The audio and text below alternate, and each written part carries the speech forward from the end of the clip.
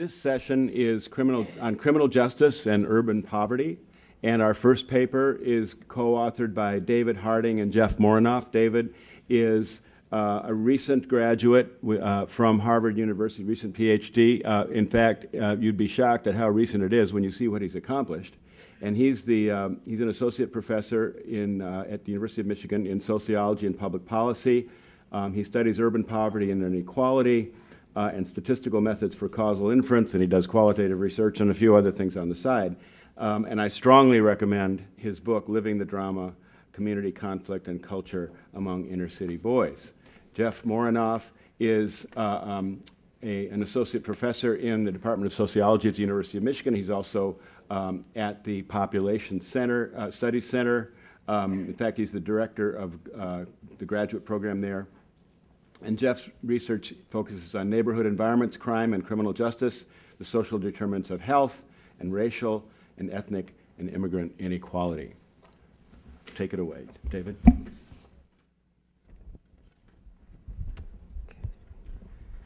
All right, thank you very much, Steve, for that great introduction, and thanks to Mario and Scott and the Urban Network for inviting us to give the talk and to share some of our research with you. Oh, how do I start this? That's what I thought I hit. Yeah. All right, thank you.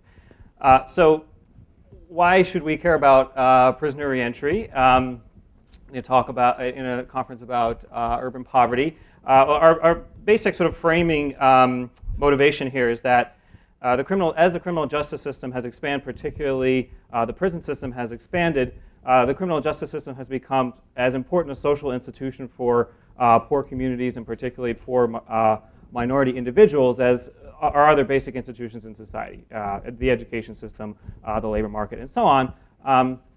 But it's not an institution that we know a whole lot about. So one way to motivate that is to note that typically our workhorse social science surveys exclude the institutionalized population. And so a lot of things that we should know about people who are coming in and out of prison and about the impact of prison on communities is very hard to know. And so this talk is actually going to be presenting some new research that we've just starting to get results on that presents some what we think are some important stylized facts about about parole and prisoner reentry and how that impacts urban communities. So a little bit of motivation. Probably as you all know, there's been a dramatic rise in incarceration over the last 3 decades. This has disproportionately impacted minorities, particularly low-skilled black men.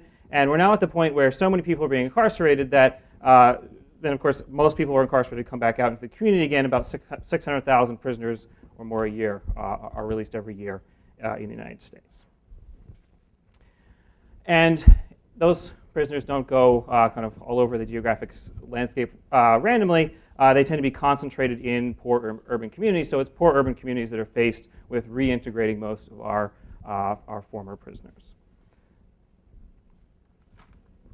And so there have been some theorizing about the consequences of this at the community level. And Todd Clear has done a lot of work on what he calls coercive mobility. And the idea here is just that there's so much movement in and out of prison that this creates residential instability in poor communities as people move in and out. And it can actually have effects on the social networks in the community, social cohesion, trust, and so on. And what he argues is that when the amount of entry and exit into prison gets so large that actually you get larger effects on crime the more people you start to incarcerate. So you get kind of this perverse effect. And of course, at the individual level, the people who are being incarcerated, there are effects on them. And there's some growing research, just a few studies that show that there are some neighborhood effects on post-release outcomes. Okay, so when we're talking about are people recidivating again, are they finding employment again, there's starting to be some evidence that neighborhoods matter for that as well. So these studies of coercive mobility in particular are based on aggregate data, so just neighborhood level data, number of exits and entries, and we haven't really been able to study more kind of the individual level dynamics of people moving around between prison and particularly no one has really talked about other aspects of the criminal justice system that affect people, particularly those who are under some sort of supervision. In our case, parole, but to some extent, probation as well.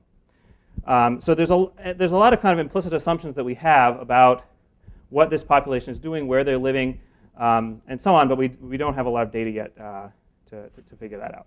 So we're going to look at kind of three relatively simple research questions.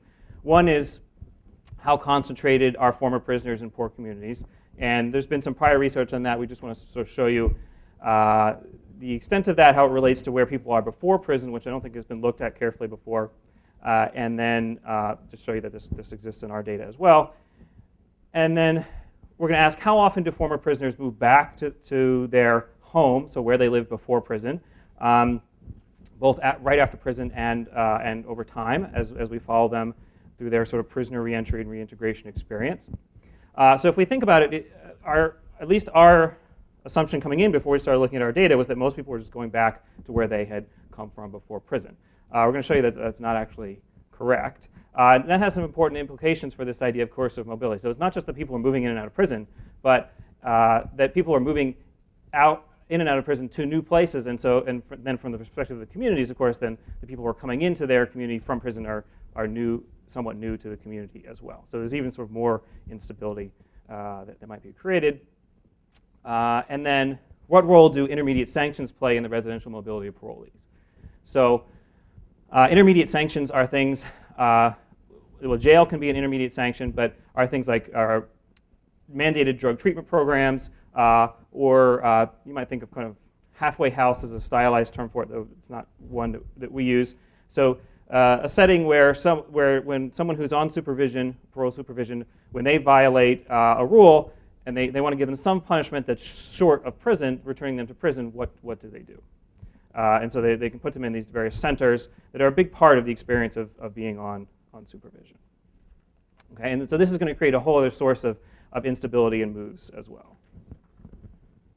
Okay, so quickly on and then we're going to look at race, gender, and age, though in the context of the presentation, we're not going to be able to do very much of that, but there's a lot in the paper about that. So our data, so we believe this is pretty unique data. We've got a one-third sample of all individuals paroled in Michigan in 2003, so that's about 3,700 people. And what we do is we follow them over time in administrative records from the Michigan Department of Corrections. We follow them through mid-2009, so for quite a long period of time. And then what we're doing to gather the data on the residents that we'll show you is we're coding their data from the narrative case notes that parole agents write. So this has been a very intensive process. So far we've got half of this 3,700. So the data, most of the data I'll be showing you today is just from 1848 people. And then of course we can, once we know where they are, we can link to census tract context information and geocode and do distances and things like that. So why is this data unique? It's a random sample of an entire state, whereas most studies are of a particular city or county. We have access to information on pre-prison residences, which was a lot of work to create, is going back to a lot of paper files. We're following people over time rather than just where they land right after prison. And given the amount of residential mobility we're going to show you, we think that's very important. And then in the larger project, we can also link this to all sorts of recidivism and employment outcomes as well. I'm going to not say too much about the data quality here, but happy to answer questions about that. I'll say two things. One is that about 9% of the time, if we think about the number of days we're observing people, about 9% of the time we don't know where people are. We think that's pretty good given the nature of this population and the nature of the data, but that's something to keep in mind. And then about a quarter of the time, when we do kind of know where people are, we do have to estimate the move-in and move-out dates because the information in the data is a little bit inexact. So it'll say, 2 weeks ago, someone moved. So there's a little bit of play there. We've done a little bit of validation work based on our own qualitative research, which I can talk about. These are some descriptive statistics. I'm not going to focus on all of them. Since we're going to focus on variation by gender, age, and race, I just want to want you to look at those. One thing to notice is that, given the criminal justice system is overwhelmingly male, our sample is overwhelmingly male, and so keep in mind when we look at the gender differences, a small number of women. There's a lot of age variation. Our data is about half black and half white, so mostly we'll be, when we look at things by race, we have to exclude those really small other categories. We can talk about if you want where the Mexican category comes from. It's kind of a funny story. So even though Michigan is about 12% African American in population, our parole population is over half black. Okay, the other thing to keep in mind here as you're looking at the data is that people, of course, drop out of the data as a couple things happen to them. So one, so what we've done here is just sort of divide our time into time slices. So this is sort of the last time point when someone was observed. So we're sort of tracking for you how people drop out of the data. And there's three main ways people do that. One is if they die. So there's a couple people dying every month. That's the slight green line there. The main thing for the early time period that we're looking at is people returning to prison. And then there's some people in this early time period, this first 24 months that we're going to focus on here, who are discharging from parole. They're no longer on parole. We don't observe them anymore. So the discharges are kind of the successful people. The returns to prison are the unsuccessful. In the period we're looking at here, the censoring is mostly due to the returns to prison. Okay, so the spatial concentration of former prisoners in poor communities, what do we see? So this is just looking at the types of neighborhoods that people are in before prison and after prison. And what we've done you can barely see the one of the, they show up here, but I'll also have to tell you what it says, some of the bars. You can see where the gaps are in the lines, if that helps. All right, so we've categorized neighborhoods, just to simplify things here, into their urbanicity. So are they central city, suburb, or rural neighborhoods? These are census tracts. And then we've divided them into poor or non-poor, where 20% poverty is the cutoff. So the poor ones are above 20% poverty. And then in each of the two charts, the left graph is for blacks, and the right one is for whites, which you can't really see in this. So these are the pre-prison neighborhoods. So let's start by talking about blacks, because you can see them. Not surprisingly, they come from central city poor neighborhoods, Detroit, Saginaw, Flint, etc. Though there are non-trivial numbers who are coming from suburban non-poor neighborhoods and from central city neighborhoods that are not poor neighborhoods. There's very few blacks in rural areas in Michigan. The whites look a lot different. You can kind of see the bar there. They're mostly from suburban non-poor neighborhoods, as you might expect. So that's where they're coming from before prison. If we look at after prison, the distribution looks fairly similar. This actually hides quite a bit of moving back and forth. And there's a whole transition matrix in the paper you can look at if you want to see how people move back and forth. So in terms of the takeaway, of course, there is a lot of concentration of returning prisoners and people going into prison from the most disadvantaged communities. And it's sort of striking how similar these two distributions look over time. Okay, so now sort of into the meat of things. So are people returning home to their pre-prison residences and neighborhoods? So this is, we're just charting here the proportion of people who have ever returned to their pre-prison residence in the 24 months that we're observing them, okay, for this paper. And so this is all parolees here, everybody in our sample. And the thing to notice here, the highest number up here is 45, that only about a third of people are ever going back to that same residence where they lived before prison. I think that's a lot less than what we thought. And that has, I think, some important implications both for them as individuals and for the communities that they're moving in and out of. And the other sort of striking thing here is how little variation there is in this. So, whites and blacks look relatively similar. This is by the pre-prison neighborhood that looks relatively similar. Where we see variation is the younger folks who are more likely to go back, and women are less likely to go back. And we can maybe talk about that in the Q&A, why that might be. But the main takeaway point is there are low levels of going back to the pre-prison neighborhood, and there's not a lot of variation in this. Okay, so if they're not going back to the same neighborhoods, where are they going? Sorry, that last one's the same address. So where are they going? In this one, we're going to look at just the first pre-prison address. And what we're going to do is we're going to just plot where they are relative to where they came from, and look at the distance. So we have categories 0 to half a mile if you're not the same residence, and then sort of these larger increments here. And so we see this. Here's the people going back to the exact same residence at the first post-prison address. There's a few more who are kind of in the neighborhood in half a mile radius. There's a lot of people who are out here. at very far away. Okay, so I think that's also unexpected. If we think about this in terms of the coercive mobility story, it really complicates the story of people just going in and out of prison, back and forth to the same place. We haven't shown it here, but you can look in the paper. The distances are smaller for blacks. We think that just reflects the massive amount of residential segregation in Michigan by race. So blacks are, for the most part, constrained to central cities, as we saw, and to inner ring suburbs.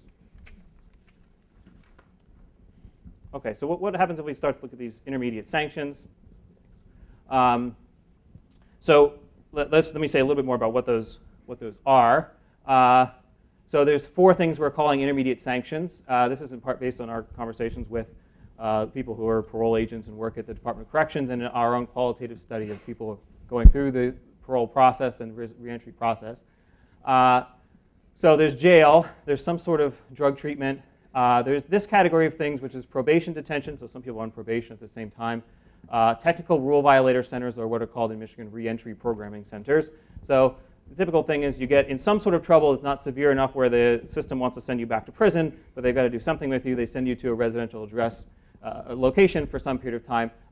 These have no access to the community. The correctional centers sometimes have access to the community, so you can go out and look for work or visit your family, but you have to come back there at night.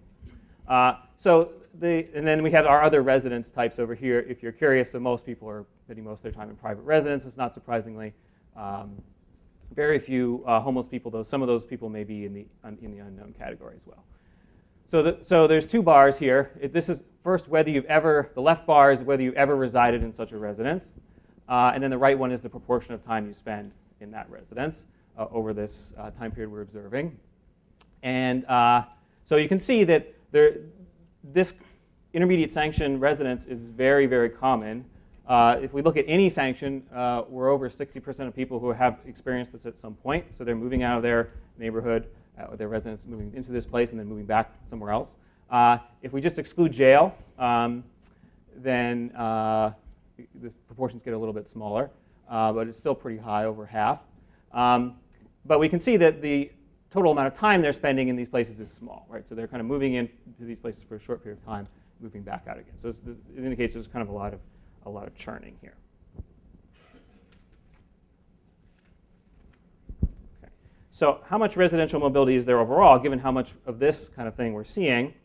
This is the number of moves per year for the median parolee. We didn't use the means here because there's outliers. Michigan's a very large state, so some people move very far distances. So overall, the typical parolee is moving 2.7 times per year. So that's once every 4.5 months, which we think is pretty high. I don't know of another population that has this high level of residential mobility. There's also not a lot of variation here. Whites and blacks look almost identical.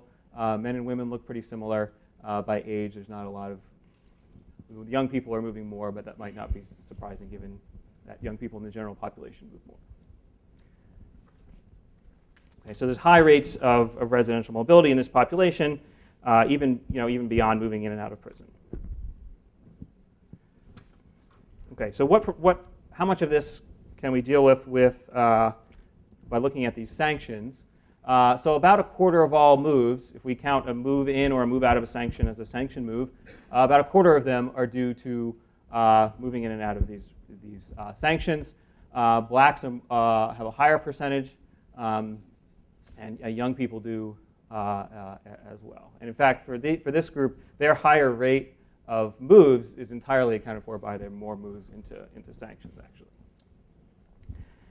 So the idea here is that these intermediate sanctions are generating a lot more residential mobility. Okay, a couple more things about these.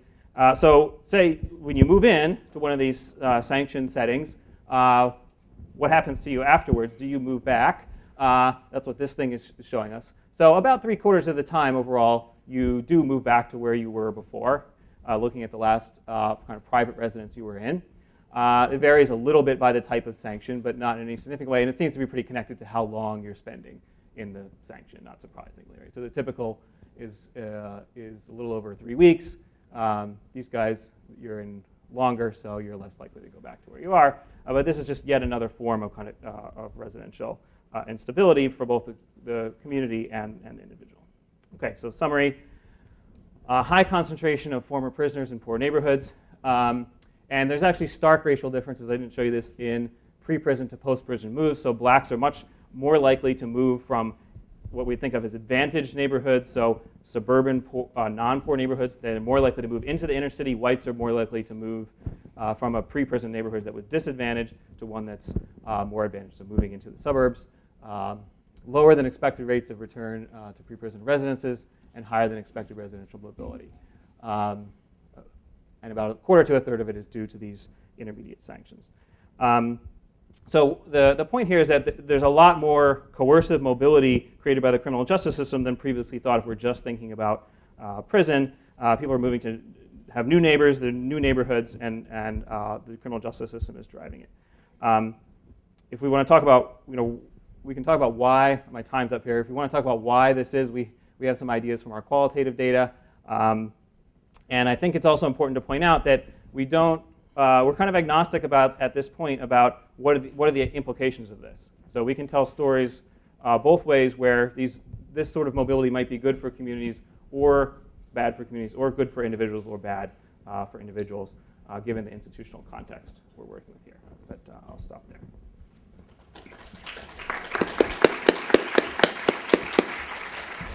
Thanks, David. Our next speaker is Harold Pollack, who is the Helen Ross Professor at the School of Social Service Administration at the University of Chicago.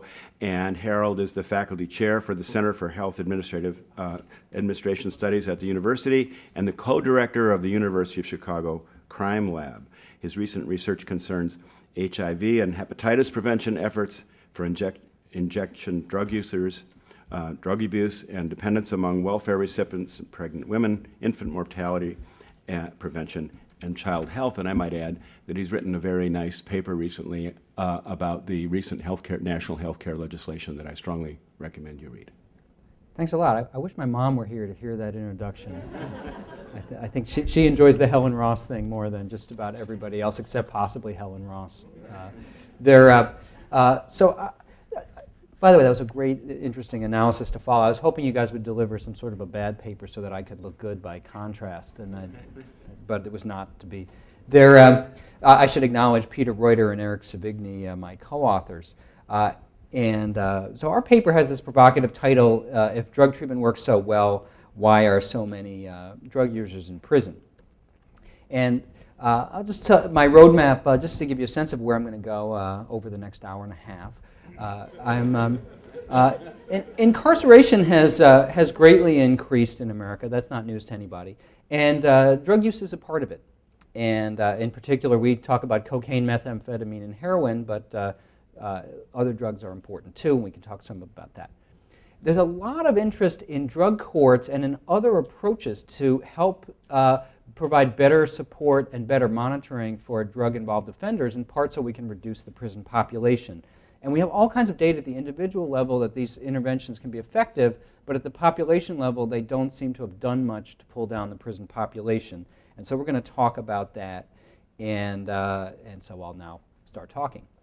Here's a graph that probably everyone has seen in an introductory course in criminology. I never took a course like that, so I don't actually know, but so I've been told. If you had to ask criminologists up until about 1970, what's going on in America, they would say that about 100 people out of every 100,000 are incarcerated in America. This is like Planck's constant. It basically stays the same since the beginning of the universe. Lots of things are changing in American society. This number stays relatively flat. Then all of a sudden, around the mid-1970s, you start to see it go up. And in fact, it goes up by a factor of 5. And right now, we're up at about 500 people per 100,000 incarcerated. And that's just a remarkably high rate of incarceration. And one of the things that's really disturbing is the way that incarceration is becoming a normative experience for low-skilled men, particularly minority men. This is another graph that's in a lot of introductory criminology courses. This comes from Bruce Western's work, where he finds that about 70%, 68% of African-American high school dropouts born in the late 1970s spend time behind bars. And if you look today at African American high school dropouts in their 20s, about a third of them will have been incarcerated this year. And so, and that's more, for example, than the number in college, for African American men in the same ages. And that's really quite different from what we saw in the past. And certainly drug offenses are one piece of that story that deserve attention. So, so as I mentioned, there's a puzzle that I've done a lot of substance abuse treatment research, and there's a lot of evidence at the individual level that putting people in methadone treatment and other forms of treatment really reduces their criminal behavior. And there's a lot of efforts, such as drug courts, to try to pull offenders in. And yet what we see is that the number of drug-involved offenders and those incarcerated for drug offenses has actually been increasing over time, and it's especially puzzling because the number of people who are dependent on the drugs that I just mentioned has actually gone down by about a third since the peak of the peak use experience for those drugs. So, so we really are a little puzzled by that. So here in our data, and so I'll give you some more information about this soon, between 1986 and 2004, we see there's about a tripling in the number of imprisoned cocaine, heroin, or amphetamine problem users, up to almost 400,000 Americans behind bars who have indications of problem use of these drugs. And because this number is increasing, we see a lot of attention to California's Proposition 36, Hawaii's Project Hope. We can talk more about these in the Q&A if you wish. Coerced abstinence interventions, some of the intermediate sanctions actually that were mentioned in the earlier paper. There's tremendous effort to try to find alternatives to incarceration, and a lot of public commentary suggests we could bring the prison population down if we just could get some of the nonviolent drug users out of the jail and prison systems. Okay? So let me mention a little bit about drug epidemics. Drug epidemics are important because it turns out that for many substances, we have periods of rapid initiation where there's a high degree of use, and then a very long tail in which some proportion of people, some proportion of people become problem users. So if you actually went and looked at all the heroin users in the United States, a surprising number would have started in the late 1960s. For cocaine, we had a powder and crack epidemic, and for methamphetamine, a little bit more recent. And epidemics are important because they affect the age structure of the drug-using population. And this is important because age is a big factor both in criminal offending and in the way we sentence people. So we use data from two sources. The first we use is from something called the Treatment Episode Data System. Can you hear me in the back okay? I guess if you don't nod, that doesn't, I don't know whether that means that you can hear me or that you can't. Okay. Thank you. Oh, Barack Obama's in the front row. So here's our sample we used from jails and prisons. By the way, jails and prisons are very different places, and in many ways, jails are actually a more challenging policy environment than the prisons because of the fact that people are so transient. But we have very good data that covers a lot of the prison population, and we look at data in the mid and late 80s, and then again about 20 years later, to see how things have changed. So the first thing is drug users are an aging group. This is smoke cocaine use. This is actually treatment entry data from the TEDS data set. So here we have 1992. And you see this big spike in the mid-20s, almost no one out here. And then you look again in 2008, and what you see is, first of all, the numbers are lower, but you see this tremendous increase in later ages. And of course, a lot of it is the same people. They're aging. Now you look at the incarcerated population, what you see is almost the same graph. So if you say, what's going on with drug-involved offenders? There's a cohort of heavy cocaine users who are moving through the prison system, and they're still around, and there's a lot more of them at older ages. The same basic story occurs in heroin use. Both for, heroin's a little bit different because there's some recent initiation. It's not quite as clean a picture as cocaine. But you see that, that the treatment entry population looks a lot like the prison entry population in these histograms. By the non-drug using population is not aging in the correctional system. So that's a basic background fact. Now let's go to something like drug courts and look at their ability to divert people. How many people have heard the term drug court before? Okay, so the basic concept is clear.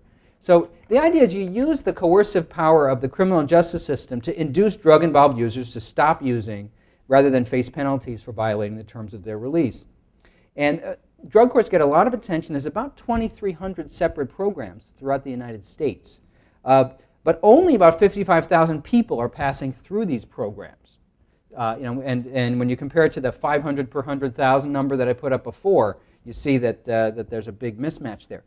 And why is that? And one of the key themes of our paper is that a lot of the people that you're most concerned about will simply not be eligible to participate in a drug court. If you look at problem drug users who really are going to prison, they tend to be not eligible for these interventions. So here we looked at Dade County, we looked at a bunch of different drug courts around Florida, and I won't go through the details here, but the main point is there's an other than that, Mrs. Lincoln, how did you like the play aspect to the way these things are set up. That no prior felony convictions, for example, excludes you from a lot of drug courts. So who is it that we're sending to prison? So a lot of the people you'd be most concerned about would not be eligible to participate in these interventions. And we actually went to our data and we looked in survey data to just try to count how many of the people currently incarcerated would be eligible for these courts or for other kinds of diversion programs. And we divided our sample into two groups. One is the group of people who are in prison now, and the other is the group of people who are being sent to prison this year, what we might call the incident cohort. Because one thing you might care about is affecting the flow of people into prison, and another thing you might care about is can we reduce the prison population through these interventions. We did, by the way, everyone in our jail sample was considered part of the incidence cohort because typically if you're in jail, you're there for a very short time. Okay?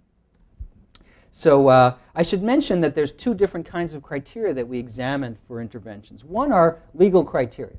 There are certain criteria, there are certain criteria that almost always disqualify people for drug courts and related diversions. One is anything that involves a weapon, any current offense that injures someone. You're very rarely eligible for a drug court if you do that. Also, aggravated violent offenses. If you have a history of those, you tend not to be eligible.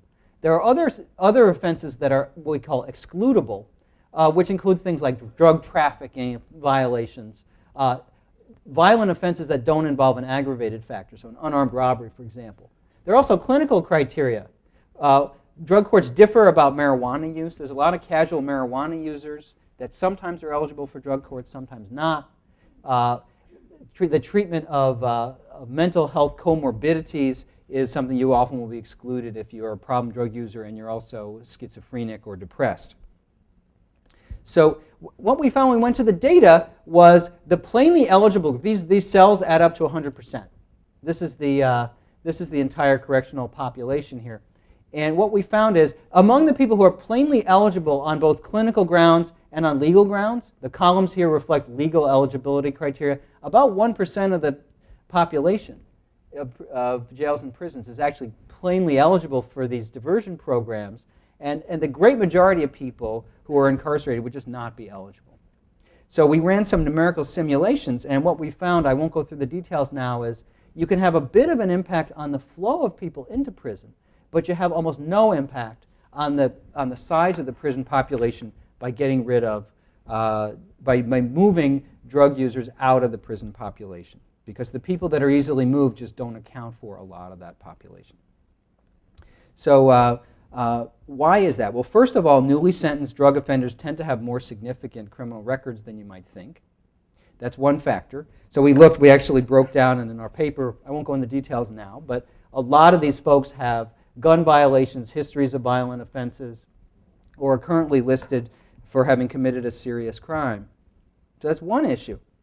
And the second issue relates to something the statisticians call length bias sampling. The prison population is very much disproportionately influenced by people who are there for long sentences. It's a little like if I went to the hospital and I looked at the mean length of stay for every patient in a bed right now, that average would be very influenced by the people who are there for a long time, because the person who came in Tuesday and left yesterday, I'm not going to find when I go sample. They're gone. And that length bias sampling turns out to be important. So our paper was very chastening in that we found that it's very hard to find groups of drug-involved offenders that we could get out of the prison population and really bring the numbers down without doing something about the people who actually have pretty long sentences. And what are we going to do about those people? So we were pretty chastened by some of our results. And by the way, the same we found for people going into jails, which in some ways was more surprising. I don't have time to go into that now, but that's a fact. Now, we do think there are some things that we could do. And mainly it involved thinking more creatively about what to do with older offenders. So one of the things that we found is older inmates and older offenders are less violent. On the other hand, they tend to get much harsher sentences. And there's a systematic mismatch between people's criminal careers and the way we sentence people in America. So let me give you an example. Here we had newly incarcerated inmates who reported heavy drug use. We broke it out by age. And this dark line is their current offense violent? And this, whatever color that is,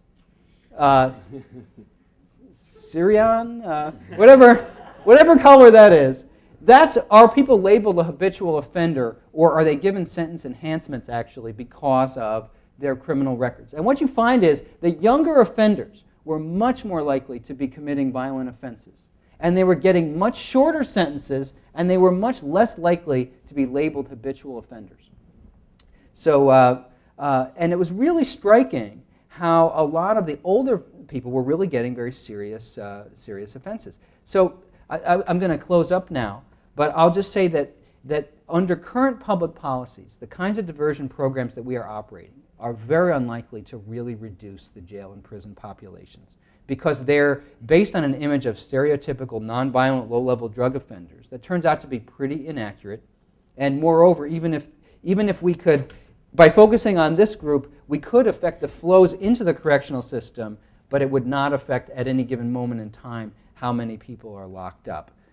So we have to think more creatively, and we would say that thinking about older offenders might be one way that we can be more creative. A lot of the older men who are involved in drug-related crime, they're stealing car radios, they're shoplifting, they're committing property crimes and burglaries.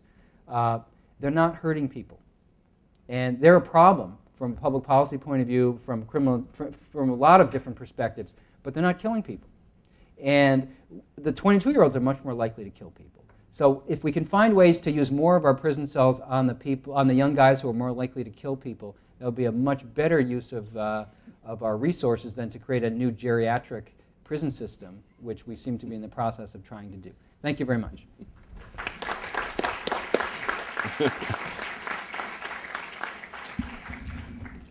You'll be relieved to know that since I've already been introduced, I will not introduce myself. When I write and talk about education and inequality, I usually say that, and I believe, that our system provides the least effective schooling for those kids whose future most strongly depends on schooling. And I argue that expanding schooling, such as by expanding it downward to younger ages, expanding it during the day and expanding it during the summer, and also by increasing the quality of schooling, that we have tremendous potential to reduce educational inequality.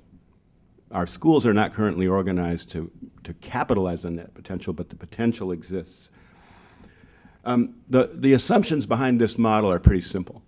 That if you think about it as a causal problem, the potential effect of attending school, it depends on the gap between the quality of instruction you're going to get when you're at home and the quality of instruction you're going to get when you're at school.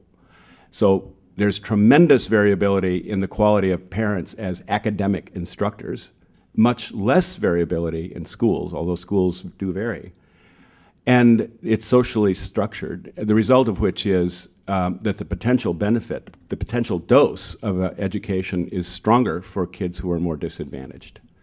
Now, working against that is the idea that if you wait too long, this potential might not be realized. So this is Jim Heckman's argument about skills beget skills. So the idea is that if early on low-income kids fall behind, their capacity to benefit from the dose will slowly diminish because they don't, at some age you don't know how to read, then it's hard to benefit from more instruction.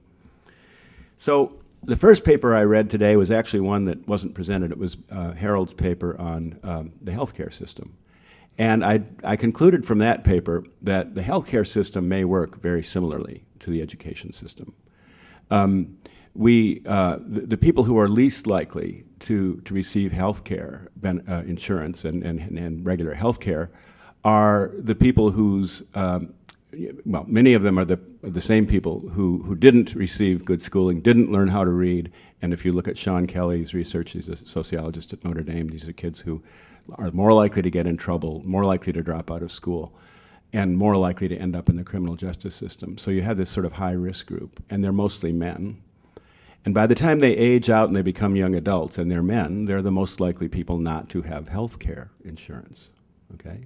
And they're the most likely people to be living in conditions that would generate hypertension and mental health problems, substance use problems, and the least likely to get the care. Now, it's also true that perhaps, and I read with Harold's paper, the one that he actually did present, that this older population of very severely troubled people may be difficult to treat. Nonetheless, the healthcare system, makes them the most likely people not to have healthcare insurance. And what we find in Harold's paper, again, the one that he presented, is that the criminal justice system, which can be thought of as part of the healthcare system, because as you could see from his talk, the capacity or the exposure of people who need it to get treatment for drug-related problems. The criminal justice system has a lot to say about who actually gets treatment. So it's sort of a conspiracy or collaboration between the healthcare system and the criminal justice system to make sure that the people who most desperately need treatment are the least likely to get it. And so what you end up with is a kind of pathological equilibrium jointly created by the education system, the healthcare system, the criminal justice system, and the men themselves.